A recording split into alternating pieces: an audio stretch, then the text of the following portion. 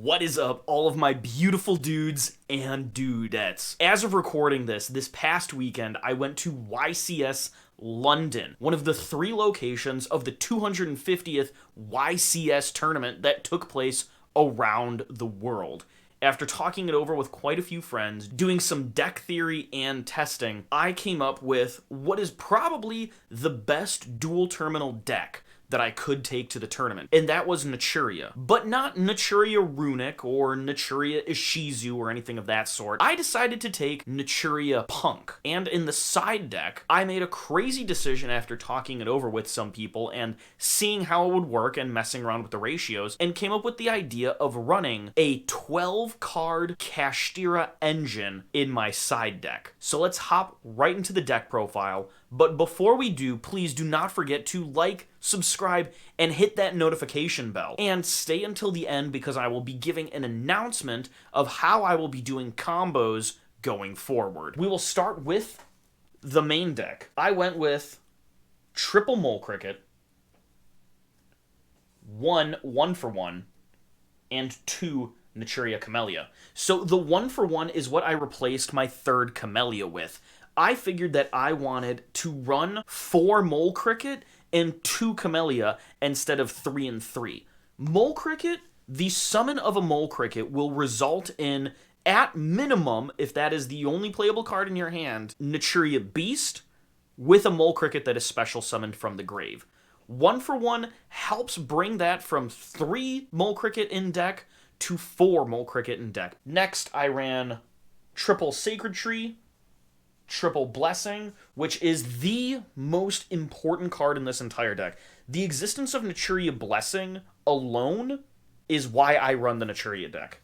And then 1 Sunflower and 1 Vayne of the OGs. I figured with Branded and Runic going around that Naturia Vayne would be a fantastic main deck option since it is the spell trap negator to Sunflower's monster effect negation. Next up, we have the Punks. I ran the basic P.U.N.K package of triple Zayaman, double Sharakusai, a Wagon with the field spell, a Madam Spider with the trap, triple Ogre, triple Foxy Tune, and double Deer Note. I would not change any of these ratios because any way to really get a hold of Zayaman, Ogre Dance, Foxy Tune, even Sharakusai will result in you getting access to the rest of your P.U.N.K engine. For side patterns, I would always take out 1 Ogre Dance because that was the one that I needed the least in a going first, but then if I were to go second, I would always take out Madam Spider and the Trap. For part of the Psychic P.U.N.K engine as well, you know, of course, I ran triple Emergency Teleport and 1 Psychic Tracker. I chose Psychic Tracker over Ghost Ogre because I preferred being able to have a way to essentially get to Naturia Barkion as quickly as possible. Being able to have such easy and special summonable access to Naturia Barkion really helped me in my trap deck matchups throughout the weekend. And for the 9 interruptions that I ran, because I always assume that I'm going to lose the die roll, but I play the deck with the intention of going first, being okay with the inevitability of having to go second. So I ran triple Ash Blossom because I felt that it is the best hand trap of this format in terms of covering the majority of decks. I also ran triple Dark Hole and triple Gamma Seal. The triple Dark Hole was a last-minute addition, swapping evenly matched out to put these Dark Hole in because I wanted a way to answer any problem board, whether it be a Rise Heart, a full branded board, or an Ibly lock that I'm stuck under since Dark Hole can get rid of Ibly off the field.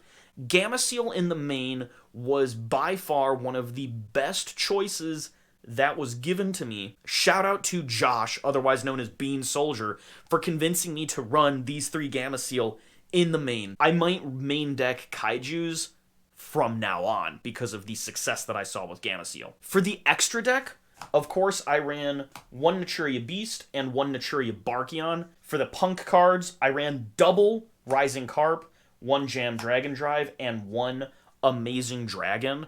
The reason that I chose 2 of the fusion over 2 Amazing Dragon is because I also run Psychic End Punisher, which is just as generic of a level 11 synchro and helps close out games better than Amazing Dragon does. Sharakusai is a line that can be used over and over again to be able to go into my big synchros, so that's why I chose consistency over power. As I've seen in the past, decks with higher ceilings usually perform not nearly as well in tournament settings as decks with the most consistency. So that's why I chose 2 Rising Carp. For kind of the combo pieces, we ran 1 Diabolantis, 1 Altamaya Zulkin, and 1 Crystal Wing Synchro Dragon. I had previously taken this package out, deciding that I didn't need to have the win more idea of an extra negate of Crystal Wing, but I was convinced once again by Bean Soldier to run the Zulkin Crystal Wing package just because of the powerhouse of Diabolantis and how it is a bridge in the deck between the P.U.N.K and Naturia package. If you have a Mole Cricket in hand, Diabolantis can send Sunflower or Vayne to the grave so that you can end your turn with essentially an Altamaya Zulkin, Crystal Wing Synchro Dragon, a Camellia, and then a target for Camellia to reborn from the grave on your opponent's turn. For the boss synchros, we've got Crimson Blader for the Kashtira and Branded matchup. I got out Crimson Blader twice. One time it got Book of Moon immediately. The other time helped me win. 1 Baron and 2 Psychic End Punisher. 2 Psychic End Punisher helped with the side deck plan, and also I figured that I would be closing out more games with Psychic End Punisher than Baron. Crimson Blader is in there because such high-leveled decks exist in this format, and I always think if I cannot run Evil Swarm Ophion, then I will run Crimson Blader. For the last 2 slots in the extra deck, I figured that the best way was to ensure that there was a Zeus package, and that was Wind Up Zenmains with Divine Arsenal AA Zeus Sky Thunder. Wind Up Zenmains has battle protection and an end phase destruction if its effect is used, and you can be left on the field with awkward boards of just the level 3 punks, which did happen a few times. Wind Up Zenmains comes in clutch with that. And now for the side deck. The one-ofs are Naturia Bamboo Shoot, because it is such a powerhouse of a card. If there is a way to use this card to its fullest extent in a format, then I want to do it. 1 Change of Heart for the Cash matchup, since I run Zeus, and 1 Harpy's Feather Duster. I figured that these were the 3 most powerful cards that I could use. Each one of these cards was used throughout the weekend to help me win a match. If a single card can change a match in your favor, then you should run it. And next, the last 12 spots. 3 Kashtira Fenrir, 3 Kashtira Unicorn, 1 Kashtira Riseheart, 1 Kashtira Theosis, 1 Kashtira Birth, 1 Kashtira Shangri-Ira, 1 Kashtira Riseheart, and 1 number 98 Diablosis, the Mind Hacker. Being able to have the Kashtira package would open the Baron plays easier, or they would have my opponent expend all of their interruptions on my Naturia or P.U.N.K package, giving me the ability to end a turn with my opponent having lost cards in their hand on a Riseheart pass, which is powerful enough, as we've seen in this format, to win games on its own. I will now show you the side deck plan that I had going into the tournament that I had worked out previously with Giant Skyhawk the night before the tournament, because that's how close I was cutting it to prepare for this. If I was going first, I would always side out 1 Ogre Dance, 3 Ash, 3 Dark Hole, and 3 Gamma Seal. And into my main deck, I would put 1 Naturia Bamboo Shoot, 3 Fenrir, 3 Unicorn, Riseheart, Theosis, and Birth.